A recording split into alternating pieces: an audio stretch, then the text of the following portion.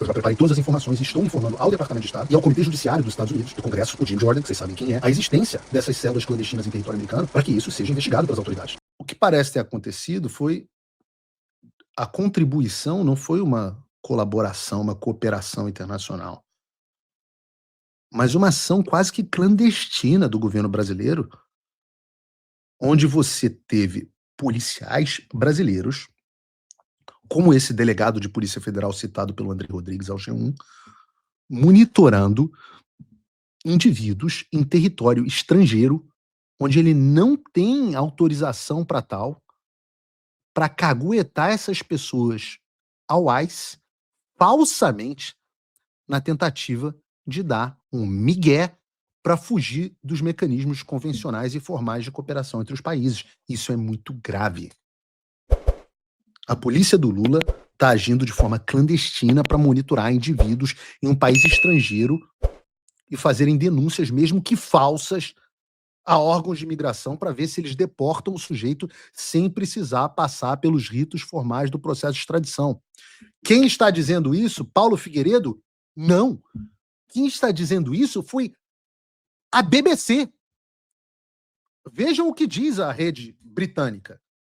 A prisão do ex-deputado federal e ex-diretor da Agência Brasileira de Inteligência, ABIN, Alexandre Ramagem, nessa segunda-feira, aconteceu após meses de articulação entre a polícia e as autoridades migratórias americanas, segundo uma fonte com conhecimento das tratativas, disse a BBC News Brasil.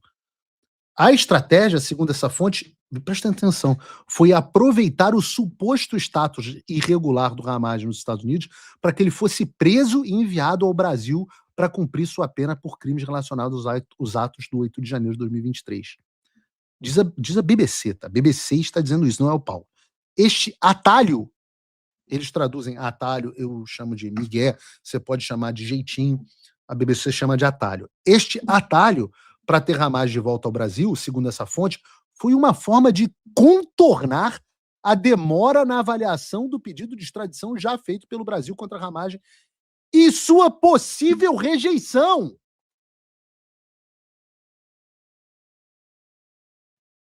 Olha o que a BBC está dizendo. Uma forma de contornar, famoso jeitinho, a demora na avaliação do pedido de extradição e a possível rejeição. Ou seja, é o contrário da cooperação. É a anticooperação. Diz a matéria, em dezembro de 2025, já após o fim da etapa de recurso sobre sua condenação, o ministro do Supremo Tribunal Federal, Alexandre de Moraes, emitiu uma ordem de extradição contra Ramagem. As autoridades brasileiras encaminharam o pedido de extradição aos Estados Unidos, mas ainda não haviam tido resposta sobre se o país aceitaria a solicitação do STF ou não. Olha isso, olha que loucura que a gente está lendo na BBC. Botem a mão na consciência e leiam a loucura que a gente está vendo aqui.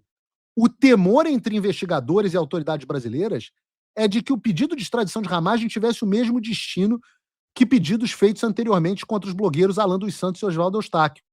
No primeiro caso, o pedido de extradição foi feito em 2021 e nunca foi cumprido pelos americanos, na verdade foi negado. Nos bastidores, o argumento dado pelo Brasil para não cumprirem a determinação da justiça brasileira é o fato que os crimes pelos quais Santos é investigado no Brasil não seriam crimes nos Estados Unidos, assim como os do Ramagem. Assim como os do Ramagem. No caso do Eustáquio, a Justiça da Espanha negou em 2025 o pedido brasileiro sob argumento semelhante. Não, a Justiça disse na Espanha que houve componente político na perseguição. Continua. O temor dos investigadores brasileiros se dá porque nos Estados Unidos a decisão final sobre a extradição de alguém é do secretário de Estado, cargo atualmente exercido por Marco Rubio. Rubio, por sua vez, tem proximidade com integrantes da família Bolsonaro, o caso do Eduardo, e já criticou abertamente decisões do Alexandre de Moraes e o julgamento do ex-presidente Bolsonaro pelos atos do 8 de janeiro. De acordo com essa fonte, Ramagem vinha sendo monitorado por autoridades brasileiras desde que fugiu para os Estados Unidos. Segundo os investigadores da Polícia Federal, Ramagem e sua família teriam deixado o Brasil pela divisa do país, blá, blá, blá, blá, blá. De lá para cá, seguiram para os Estados Unidos. Diante do impasse, um agente de ligação da PF situado na Flórida repassou informações sobre o paradeiro do Ramagem, sua situação criminal no Brasil para o ICE. Segundo a fonte ouvida pela BBC News, as informações sobre o Ramagem foram repassadas há alguns meses, mas só agora a agência teria atuado para prender o ex-deputado federal. Puta que pariu. Isso é uma reportagem da BBC. Não é o Paulo. Não é o Paulo. Isso é a anticooperação. A cooperação era a extradição. Isso é a cooperação migué. Autoridade brasileira realizando monitoramento clandestino de indivíduo nos Estados Unidos e organizando denúncia falsa contra ele para que os indivíduos sejam deportados e assim o processo formal de cooperação e extradição, que eles temem que seja negado pelo Marco Rubio, seja pulado. Cara, pelo amor de Deus, não tem como ignorar isso. Eu faço um apelo aqui à Câmara dos Deputados e ao Senado, especialmente às comissões de Segurança Pública, de Relações Exteriores e Defesa Nacional. A última, a CREDEM, é presidida pelo meu querido amigo Luiz Felipe de Orleans e Bragança. Eu faço um apelo. Vocês precisam fazer o que a oposição faz. Investigar. Chamar para explicação. Hoje eu conversei com o deputado Luiz Felipe, e ele me adiantou que na semana que vem, porque não deu tempo nessa semana, será feito, por questão regimental, será feito um requerimento para convocação do ministro da Justiça e para o convite que eles têm, só podem convidar o diretor da Polícia Federal. Porque duas coisas precisam ser investigadas aqui.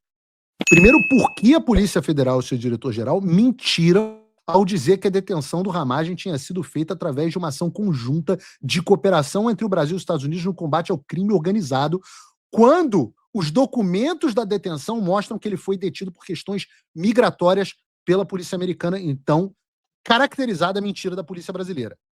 Segundo, a Polícia Federal monitora clandestinamente indivíduo fora da sua jurisdição? Essa pergunta precisa ser feita.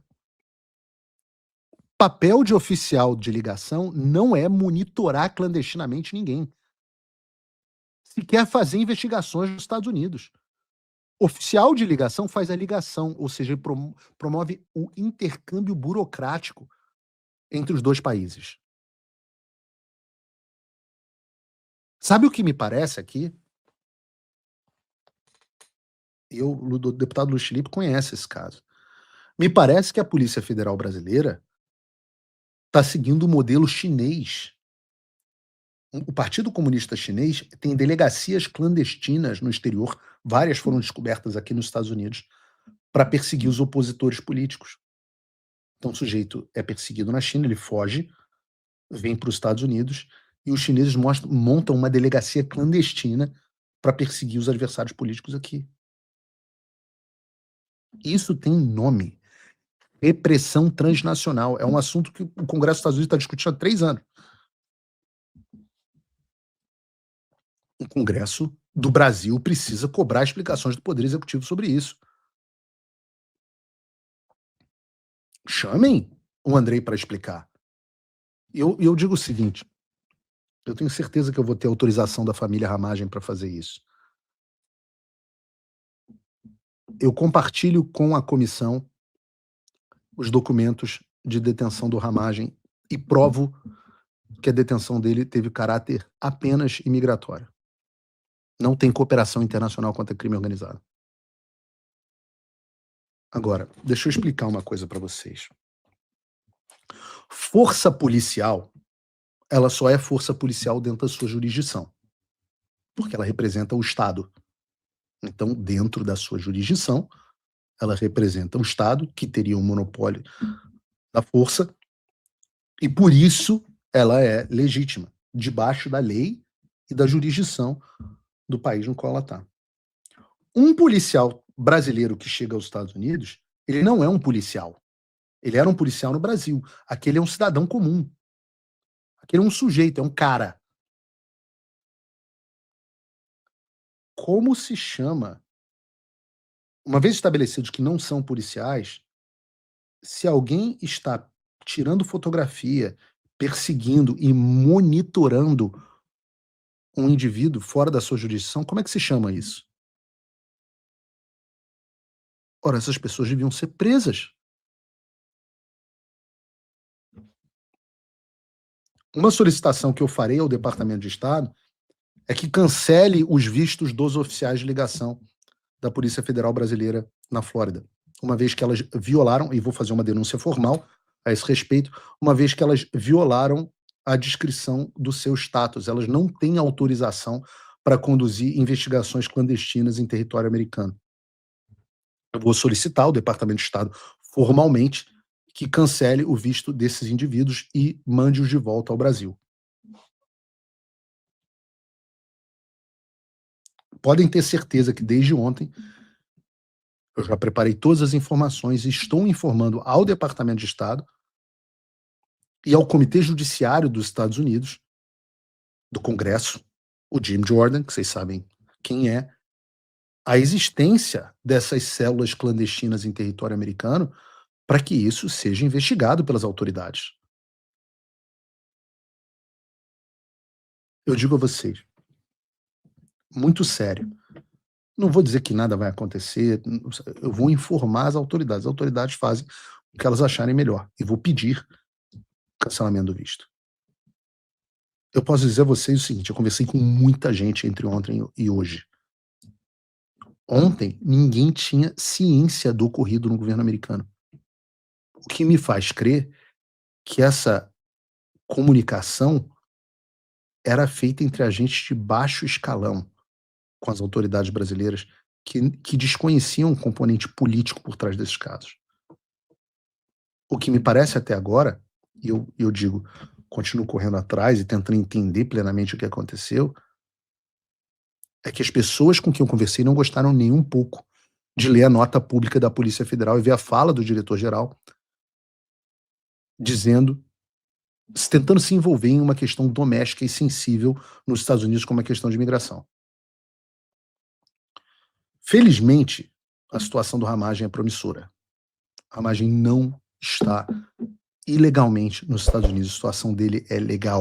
Desde novembro do ano passado, ele tem um pedido de asilo pendente, pedido de asilo que garante que ele não seja removido do país através de deportação, sem uma decisão da justiça imigratória. Ramagem já tem, inclusive, data para ver um juiz de imigração. O caso de asilo dele é um caso muitíssimo robusto, muito bem documentado. Tá? Você tem reconhecimento do próprio governo americano que quem emitiu a ordem de prisão contra o Ramagem é um violador de direitos humanos, que praticou perseguição política contra seus opositores. Sempre digo isso, Alexandre de Moraes não deixou de ser reconhecido como violador de direitos humanos pela Lei Magnitsky, isso permanece. O governo americano nunca retirou, o reconhecimento permanece. Ora, essa é a definição do asilo. Existe carta de senadores, vai existir manifestação do próprio Comitê de Relações Exteriores da Câmara, manifestando essa questão da perseguição política. Existem várias pessoas que endossam. É praticamente impossível o pedido de asilo do Ramagem ser rejeitado. Infelizmente, às vezes demora. Às vezes demora para ver o juiz que vai te liberar. Hoje, o prazo para a primeira audiência, normalmente, depois da detenção, costuma ser 1 mês. Demora para o processo correr. A gente está buscando outros caminhos mais rápidos para liberar o Ramagem, mas nem sempre as coisas acontecem na velocidade que eu conheço. Mas eu tenho confiança de que ele vai ser liberado, e aí, quando ele for, eu acho que vai ficar claro quem que está falando a verdade. E eu espero que, a essa altura, de verdade, os meus espectadores, se não os inimigos que me assistem, né, pelo menos os espectadores assíduos do programa, entendam que quando eu afirmar algo, não é palpite. Não tem essa história de ninguém sabe o que está acontecendo. Se eu estou falando é porque eu sei o que está acontecendo. É porque eu tenho informações que corroboram o que eu estou dizendo. Eu posso estar errado. Eu posso estar errado e as informações que eu recebo podem estar erradas. Mas tudo que eu falo, eu procuro fundamentar com documentos, com ideias. E é assim que o Paulo Figueiredo Show é feito. Aqui a gente mata a cobra e mostra o pau. Eu só não mostro o pau ainda porque o projeto de OnlyFans foi novamente adiado, agora para 2027.